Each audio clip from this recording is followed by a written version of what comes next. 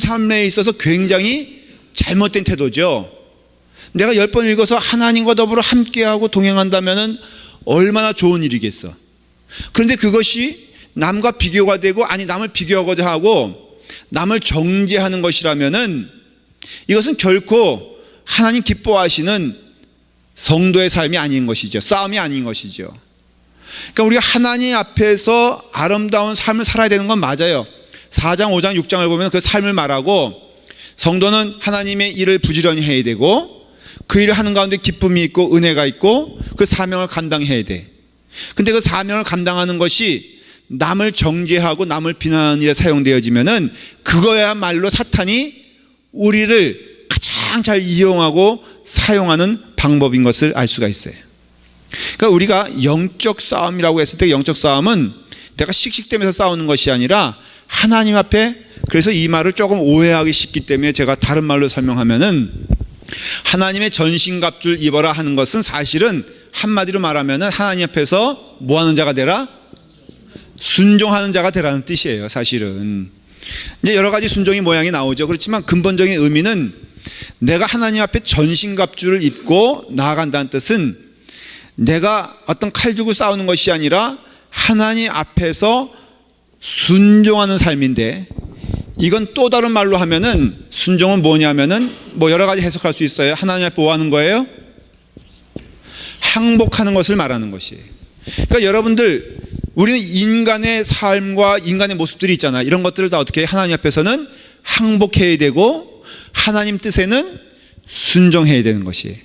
항복하는 것은 내 인간의 마음에 대하여 항복하는 것이고, 그 다음에 순종하는 것은 하나님의 뜻을 기뻐하며 즐거워하며 그 일을 이루어 나가는 것이에요. 여러분들이야 저나 직분은 틀릴지라도 내용적인 것은 똑같아요. 사실은 저도 제가 하나 깨달은 게 있어요.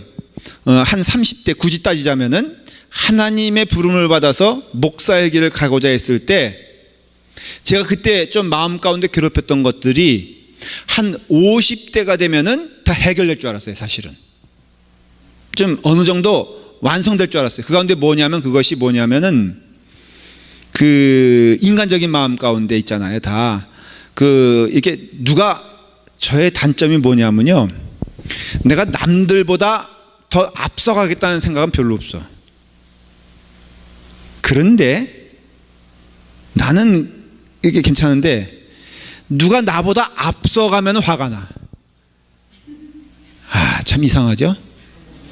그러니까 내가 누구보다 앞서갈 생각은 없어. 그래서 내가 누구를 뭐 짓밟고 아니면은 뭐 내가 누구보다 성공해가지고 두고 봐라 이런 마음은 없지만은, 또 내가 죽어도 못 보는 꼴이 나보다 앞서가면 안 돼. 그러니까 이게 무슨 소리예요? 다? 예? 이거 이렇게 해서 다 웃자고요? 아니요. 다 망하자는 거지. 그러니까 절대 나도 앞서가지 않을 테니까 너 나보다 앞서가지 마. 이런 것이 있어요. 제가 사실 보니까는. 그래서 그것이 저에게서는 이거 하나 내가 좀 잘 이거 해서 하나님 앞에서 영광 돌릴 목사가 되자, 이런 마음이 사실은 있었어요. 고백이에요. 이거 고백. 그러니까 제가 보니까는 이게 남들보다 앞서가겠다, 남들 짓밟고 이런 건 없지만은, 여러분 그런 거 보여요, 안 보여요? 저한테 안 보인다 그래봐 그냥. 안 보이거든요. 사실 또 그럴 마음도 없는 것도 맞아. 그런데 이렇게 맞게 누가 자기 죄송해요. 하나님 자꾸만 그러니까는 맞다고. 여러분 전화기다 소리 안 들리게. 지금 나만 그래요? 내가 민망해 사는 얘기예요. 지금 목사가 그러면 안 되는데. 그런데 어디까지 얘기했더라? 그런데 나보다 남들이 앞서가면 그거 못 견디한다. 근데 이것이 한 50대도요 똑같더라고. 똑같아. 그러니까는 여러분들은 못 느낄지도 몰라. 우리 목사님 그렇지만은 제 마음 가운데 내가 누구보다 앞서가거나 내가 어떻게 큰 데 간다거나 아니면 더 내가 잘났다 하는 마음은 없지만은, 그러나 누군가 한 사람 그렇게 못된 짓을 하는 거 보면은 아주 미워. 그래서 제가 깨달았어요. 이야, 이게 뭐야? 아직도 못했어? 항복을 못했구나. 누구한테 대하여? 하나님께 대하여. 그러니까는 은혜가 되는 게 이것을 늘 깨달게 되면요. 이게 말씀 가운데 임하게 되면 깨닫게 되거든요.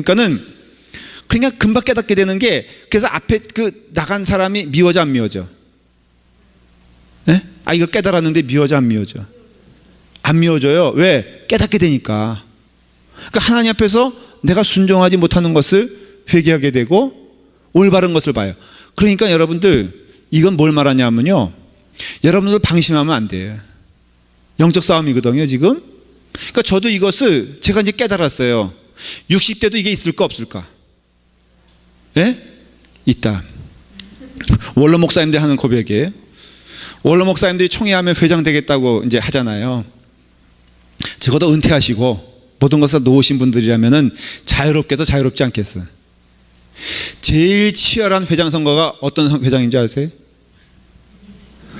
원로 목사의 회장 되는 게 너무너무 치열하다는 거예요. 우스개 얘기예요. 근데 마찬가지로 우리가 그렇게 해서 이게 이제 전신갑주의 의미를 좀 깨달아야 되는 게, 전신갑주는 우리가 누구와 더불어 사탄과 더불어 싸우거나 아니면은 대적하고 그래서 막 씩씩대면서 칼을 휘두르고 창을 휘두르는 게 아니다라는 걸 깨달으시고요. 두 번째는 이것은 하나님 앞에서 우리가 어떻게 살아야 될 것이냐를 보여주는 것이다. 그래서 우리가 하나님 앞에서 순종하고 하나님 앞에 항복하는 것이 우리의 전신갑주를 입는 것이다 라는 것을 기억하셔야 돼요.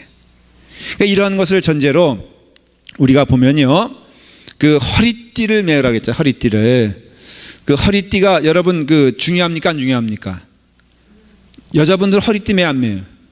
이게요, 우리는 좀 잘 이해가 안 돼. 허리띠라는 게 뭐냐면은 그 중동의 옷들은 이게 통짜잖아요. 다 보셨죠? 그래서 하얀색으로 된 이렇게 통짜를 입기 때문에 그냥 놔두면 굉장히 걸리적거리고 힘들잖아요.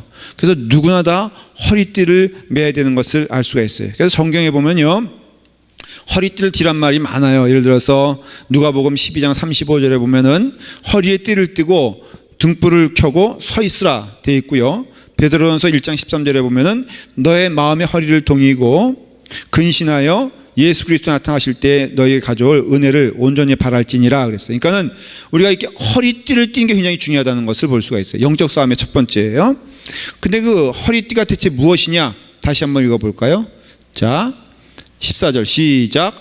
그런즉 서서 진리로 너희 허리띠를 띠고 그랬어요. 그러니까 진리로 허리띠를 떼라 라는 것은 바로 뭘 말해요? 진리를 말하는 거예요. 진리가 뭘까? 아주 쉽게 설명해 드릴게요. 성경에서 말할 때 진리는 무엇일까? 여러분 좀 들었으니까 이제 대답할 수 있을 거예요. 한번 여러분 간단하게 대답해 보세요. 진리는 뭐예요? 라고 물어보면 이제 답을 뭐라고 해야 돼요? 하나님 말씀이에요? 주님의 뜻이에요? 진리는, 성경에서 말하는 진리라는 것은요, 예수님 자신을 말하는 거예요. 이건 어떤 우리의 깨달음을 말하는 것도 아니고요, 윤리적인 것을 말하는 것도 아니에요. 그리고 조금 더 정확히 말하면은 성경 말씀을 말하는 것도 아니에요. 그러니까 진리로 허리띠를 띠라는 것은 우리가 말하는 하나님 말씀 잘 순종하여 주님의 뜻에 순종하다는 뜻이 아니에요. 그게 진리로 허리띠를 띠라는 것은 예수님으로 허리띠를 띠라는 것이에요. 조금 더 이해하기 쉽게 말하면 예수님으로 살아가는 것이 진리의 허리띠를 띠는 거예요. 그건 하나님의 말씀이라든가 내가 깨달았던 건 전혀 다른 거죠. 그러니까 여러분들 이 말씀을 잘 해석해야 되는데 엉뚱하게 해석하면 안 돼. 성경은요, 어느 한 부분도 너가 조금 인격적으로나 윤리적으로나 아니면 도덕적으로 선한 삶을 살아서 하나님의 뜻을 이루라고 말한 적이 없어요. 하나 말한다면은 성령의 인치심을 받아. 다시 말하면은 성령님이 내게 오셔서 성령님의 뜻 가운데 살아가는 것이 성도의 최상의 아름다운 삶이에요. 그러니까는 성도는요, 어떤 인격적인 삶을 사는 게 아니라 잘 들어야 되는 삶인 것을 알 수 있어요. 그래서 성도는요, 내가 인격이 출중해 가지고 가장 내가 보기에 선한 것을 택하여 나가는 자가 아니라 중요한 기독교의 단어가 있어요. 뭐라 그랬어요? 순종하고 항복하는 것이 중요한 거예요. 누구에 대하여? 성령님의 인도하심과 성령님의 이끄심에 대하여. 여러분, 믿는 자들 동일한 그 경험을 하는데 내 뜻과 다른 하나님의 음성을 들어본 적이 있어요? 있어요, 없어요? 있죠? 많죠? 말한 대로 아까 제가 보면은 어떤 분을 만나면 말이에요, 마음이 불편한 사람이 있어요. 왜 그러냐 하면은 너무 잘난 척을 많이 해. 그래서 그분을 보면 참 불편해요. 근데 여러분, 잘난 척 많이 하는 사람을 만났을 때 마음이 불편한 사람은 어떤 사람일까? 예? 예? 더 잘난 사람? 맞아요. 잘난 척 잘하는 사람 옆에서 아무 감동이 없거나 아무 흔들림이 없는 사람은 굉장히 훌륭한 사람이에요. 근데 그 잘난 척 하는 걸 못 보겠다고 난리치는 사람은 또 다른 잘난 척 하는 사람이에요. 너무 어려운 말이에요. 딱 집어 말하죠. 여자분들 괜히 흥분한 분들이 왜 말이야, 목사님 저 집사님 말이야 너무 저렇게 그냥 가짜로 인생을 살면 안 돼요. 그래서 뭐가 가짜야 했더니, 목사님 아세요? 눈썹도 가짜고요, 그 다음에 눈꼬랑지도 가짜고요, 뭐 그 다음에 저 피부도 가짜예요. 난 도저히 왜 저기 가짜예요? 그러니까는 목사님 저건 견적이 얼마고요, 이건 얼마고요, 이건 얼마고요, 이건 얼마고. 그 내가 생각을 해봤어요. 왜 그렇게 흥분을 할까?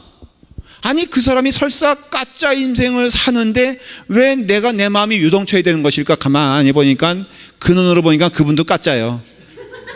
이것도 가짜, 이것도 가짜, 이것도 가짜. 다만 그 비난하는 상대방은 이게 잘 나왔고 자기 거는 잘 못 나왔을 뿐이에요. 그거 아니에요, 사실은?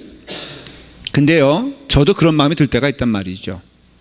그래서 마음이 불편해지는데 성령님의 음성은 그게 아니란 말이에요. 그게 중요한 거예요. 그러니까 나는 스틸 내 마음은 아직도 그게 요동치는데, 금방 성령님께서 너의 삶에 있어서 그가 무슨 문제가 되냐 물어보시고요, 하나님이 기뻐하시는 뜻이 무엇인가를 나로 조명하게 하세요. 이게 축복이에요, 저에겐. 그래서 빨리 내가 육신의 길을 가다가도 빨리 돌아올 수 있는 것, 이것이 성화의 삶이에요. 온전한 사람은 한 명도 없어요. 그러니까 여러분들 마음 가운데 아직도 육신의 마음이 나오는 것을 너무 자책하지 마세요. 중요한 건 뭐예요? 순종하여 나아가는 거예요. 그래서 성경에도 보면은 믿는 자의 삶을 분을 품어도 어떻게 하라겠죠? 해가 지도록 분을 품지 않는 것은, 분을 품는 동기와 모든 것은 똑같아. 세상 사람이나 믿는 사람이나 사실은 나는 완벽하니까 뭐 모든 거에 천만에, 그거는 거짓말, 그건 율법주의자들이 하는 거짓말이에요. 여러분들도 다 그와 같이 분을 날 수도 있고, 저도 분이 나는데, 그렇지만은 하루에를 넘기지 말라는 뜻은 빨리 하나님의 뜻을 깨달아 그 뜻에 순종하는 자가 되어라, 이런 뜻이거든요. 그러니까는 여기서 말하는 진리는 무슨 소리냐면은, 예수님의 허리띠를 메고 예수님의 삶을 우리가 살아가는 것이다, 이런 뜻이에요. 그러니까 내 인격으로 살아가는 것이 아니라 그저 예수님께 대하여 똑같은 말이에요. 뭐 하면 되는 것이다? 순종이에요. 순종은요, 말씀드렸죠. 다시 정리할게요. 내 마음 가운데 첫 번째 나오는 것은 순종이 아니에요. 그러니까 순종은 반드시 내 육신의 의지와 뜻과는 다른 길을 보여줄 때 순종이 되는 거예요. 이해가 되세요? 여러분도 그냥 자동적으로 물을 따라가는 것처럼 그게 아니라, 믿음 생활은 경랑을 휩쓸려 가는 게 아니라 거슬러 올라가는 걸 말하는 거예요. 그러니까 내 마음의 경랑을 이렇게 휩쓸리는 게 아니라 거슬려 올라가는 삶. 다시 말하면은, 내가 저 사람 미워하는 게 내 권리가 되고 당연한 것이 되고, 저 사람 미움받는 게 너무나 자연스러워, 이런 상태에서 그것을 거스르고 예수님의 마음으로 하나님께 나아가는 자가 되어야 한다는 것이에요. 자, 예수님으로 살아간다는 것은, 예수님은 어떤 분이에요? 한마디로 말하면, 물어보면은 두 가지가 있어요. 하나는 하나님의 아들이시요 하나님이시라는 절대적으로 우리와 다른 하나님이신 하나님이 계세요. 두 번째는 참 인간으로서 우리에게 하나님께 나아가는 길을 보여주신, 먼저 걸어가신 분이에요. 그러니까 우리는 예수님을 닮는다 그랬을 때, 여러분, 우리가 예수님 닮는다 그랬을 때 하나님 닮는 거예요? 하나님처럼 되는 거예요? 아니면은 하나님께서 인간이 되셔서 걸어가셨던 길을 가는 거예요? 그렇죠. 우리는 무리를 걸을 수 있어, 없어요? 5천 명을 먹일 수 있어 없어? 그렇죠? 그런데 우리는 예수님을 담당한 잠깐만 그렇게 생각하잖아요. 그게 아니거든요. 그러면 예수님께서 하나님께 대하여 한 일이 무엇일까? 인간 예수로서 인간으로 오셔서, 그렇죠? 예수님이 하신 일은 딱 하나예요. 하나님의 뜻에 순종하는 삶을 사셨어요. 그러니까는 제가 지금 쭉 설명한 게 뭐냐면은 지금 전신갑주를 입고 특별히 진리로 허리띠를 띄우라고 했을 때 그건 무슨 뜻이냐면은 윤리적으로 내가 완전한 사람이 되자는 것이 아니라 예수님의 허리띠로 예수님 가신 길을 따라가는 삶이 도저히 사탄이 우리를 이길 수 없는 길로 가는 놀라운 길이라는 것이에요. 예수님이 사탄을 이겼잖아요. 그렇죠? 40일 동안 금식 기도하며 사탄이 나와서 뭘 했어요? 사탄이 예수님을 어떻게 했어요? 시험 또는 유혹이라고 말해요. 시험이나 유혹, 템테이션 아니면 테스트 다 똑같아요. 그 특징이 있어요. 그걸로는 상대를 찔러 죽일 수 있다 없다? 없어요. 그러니까는 유혹이나 시험이 우리를 죽일 수 있다 없다? 없어요. 근데 죽어요. 왜 죽습니까? 그렇죠? 그래서 시험에 뭐라 그러죠? 우리가 표현할 때 시험에 든다, 또 시험에 넘어진다 그러잖아요. 그렇죠? 그 길가에 있는 돌멩이는 우리를 공격할 수 있어 없어? 없어요. 근데 우리는 그 돌 때문에 죽을 수도 있어. 왜 죽습니까? 예? 넘어지니까 죽는 거지 넘어지지 않으면은 안 죽죠. 그러니까 똑같은 거예요. 여러분들, 사탄과의 싸움에서는 우리가 100% 이길 수밖에 없어요. 만일 영적 싸움이라면. 왜냐하면은 하나님 말씀에 무장되어 있고 하나님 말씀 따라 살아가는 자들은 사탄이 우리를 유혹하거나 우리를 시험할 수는 있어도 우리를 죽일 수는 없어. 선악과 따먹어도 똑같은 거 아니에요?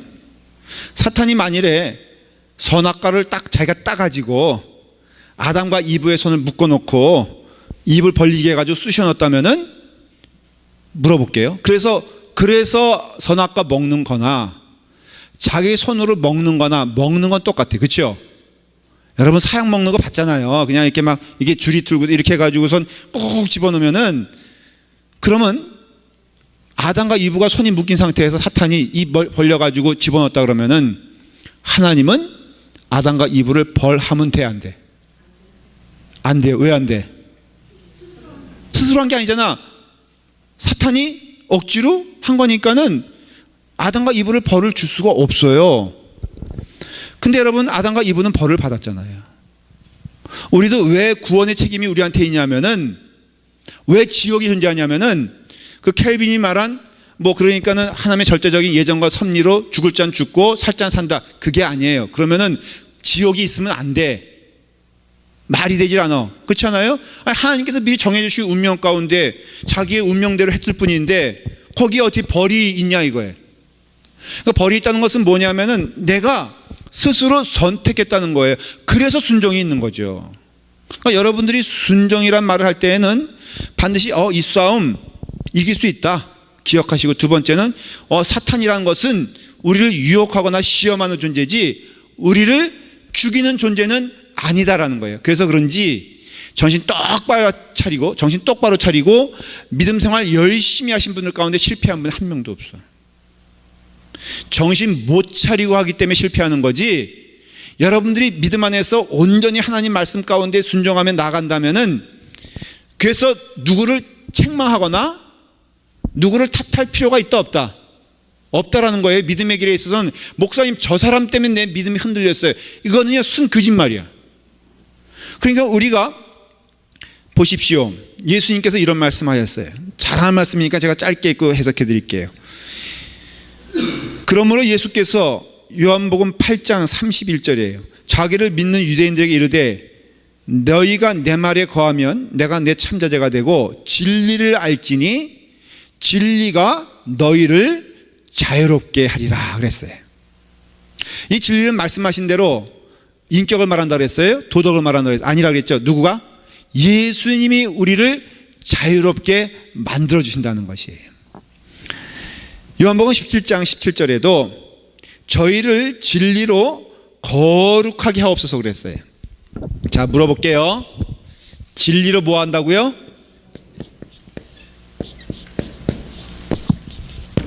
우리를 거룩하게 만들어준다 그랬어요. 그러니까 이 거룩은 진리 가운데 있을 때 우리가 거룩해지는 거예요. 이해가 되세요? 고넬료가 예수님께 하나님께 기도했더니 하나님이 베드로에게 더러운 짐승 4발 달린 것들을 보여주시면서 먹으라 그랬을 때 베드로가 먹지 않겠다 그러니까 하나님께서 내가 깨끗하게 한 것을 어찌하여 너가 더럽다고 하냐 그랬어요. 아직도 4발 깃는 짐승이에요. 이방인들이거든요. 더러운 존재라고 할 수 있어요. 근데 하나님께서 깨끗하게 하셨으니까는 그를 깨끗하다고 한 거예요. 우리가 거룩한 자예요. 여러분, 저는요 스스로 그래서 저는 거룩한 존재인 것을 믿어요. 여러분들은 여러분 거룩한 존재인 거 믿으십니까? 믿으세요? 아멘 해야 되는데 믿죠? 근데 완벽해요? 네. 거룩한데 완벽해? 아니죠. 지금도 나쁜 생각하는 거 제가 알고 있거든요. 거룩하지 않아요. 그렇게 말할 수 있습니까? 아니요. 여러분, 우리가 완벽하다고 거룩한 게 아니라 우리 안에 주님께서 거하시면 완벽한 거예요. 그러니까 우리의 부족함도 하나님께서 쓰시는 경륜이 있어가지고 그걸 통해 또 하나님을 만나게 하시는 축복을 주시기 때문에 함부로 우리는 이것이 더럽다, 이것이 깨끗하다라고 말할 수가 없어요. 그러나 분명한 것은 진리가 너희를 자유케 하리라. 너무 큰 축복이에요. 이걸 쉽게 말씀드리면요, 내 안에 예수님이 거하시면은 예수님만 바라보고 예수님만 묵상하면요, 여러분 모든 거에서 자유로울 수가 있어요. 여러분 세상의 욕망에서도 자유로울 수 있고요, 심지어는 내가 나를 봤을 때 의외로 보니까 심리학적으로요 보니까 가장 인간의 큰 문제는 자기를 자기가 미워한다는 거예요. 이게 무슨 뜻인지 잘 모르겠는데 여러분 자기 보고서 내가 너무 사랑스러워 이런 분 혹시 있어요? 거울 보면서? 의외로요 많지 않더라는 것이. 여기 한번 조목조목 물어볼까? 우리 조 집사님은 거울 보면서 내가 너무 사랑스러워요? 네? 안 사랑스러워요? 미워 죽겠어요? 싫어 죽겠어요? 내가 왜 태어났니 그래? 응? 그러니까 의외로 자기 자신에 대해서 만족하지 못하고, 근데 사도 바울이 그랬잖아요. 내가 뭐 하는 법을 배웠다? 자족하는 법을 배웠다 그러잖아요. 물론 그 이야기가 여러 가지가 뜻이 있지만은 그러나 분명한 것은 우리가 하나님 안에서 예수 안에 거하게 되었을 때 우리는 자유로운 인생이 되고 축복의 인생이 되는 거예요. 하나님의 형상을 가지고 태어난 자가 타락했잖아요. 자, 보십시오. 이것만 봐도 알 수 있어요. 이제 조금 도표 아닌 도표를 그려볼게요. 타락은 뭘까? 한마디로 말하면 뭐 담배 피는 게 타락이에요? 한번 물어보십시다. 담배 피는 게 타락이에요? 한번 당구 치는 목사님은 어때요? 있을 수 있어요? 여러분 당구 치는 목사님 존경할 수 있어 없어?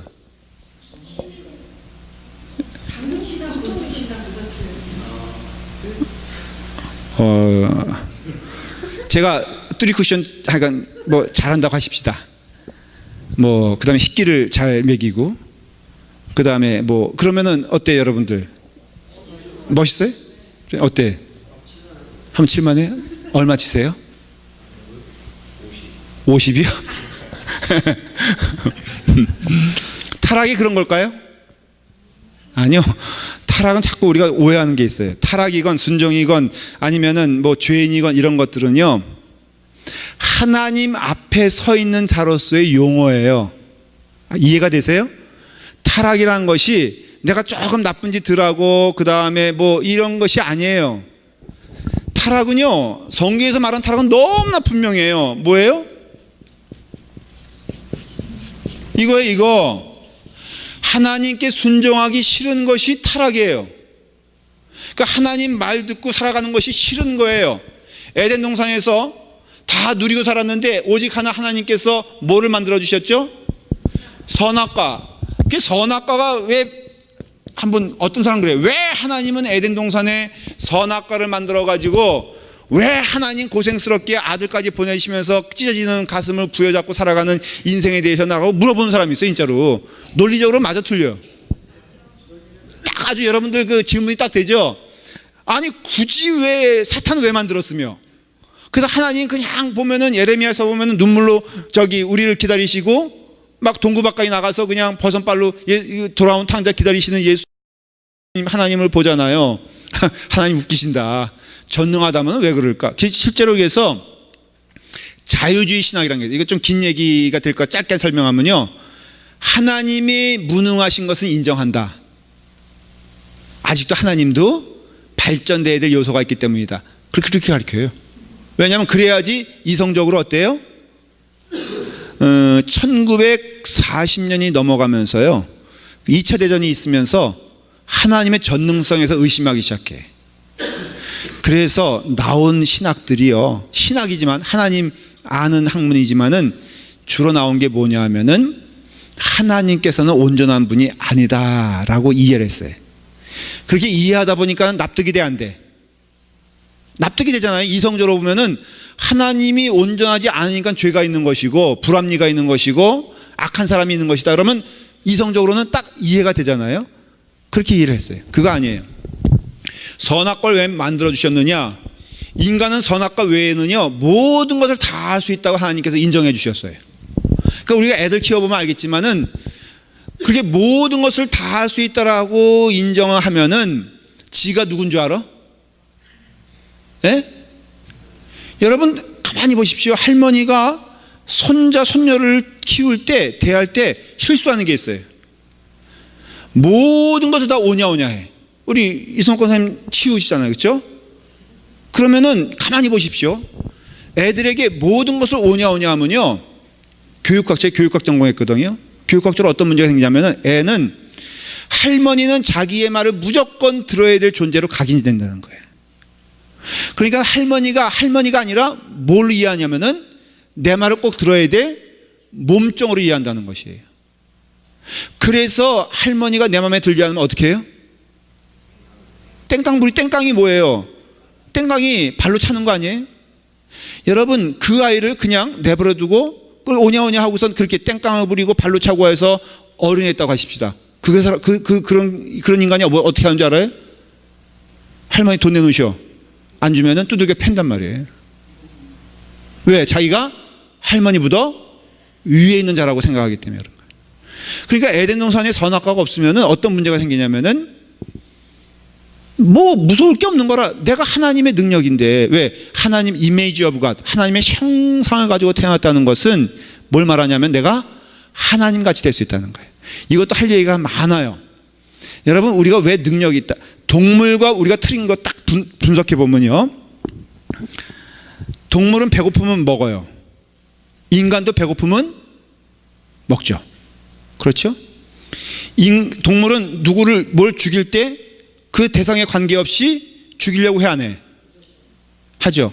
인간은 무엇을 죽이려고 할 때 대상에 구분이 됩니까, 안 됩니까? 되죠? 그렇죠? 토끼 먹어도 돼, 안 돼? 예? 돼요. 뱀은 먹어도 돼, 안 돼? 되죠? 강아지 먹어도 돼, 안 돼? 예? 안 돼요? 벌써 돼요, 안 돼요가 구분이 되잖아요. 같은 인간에도 다른 생각을 하잖아요. 근데 사자에게 물어보십시오. 모든 사자에게 사슴 먹어도 돼, 안 돼? 돼. 강아지 먹어도 돼, 안 돼? 뱀 먹어도 돼, 안 돼?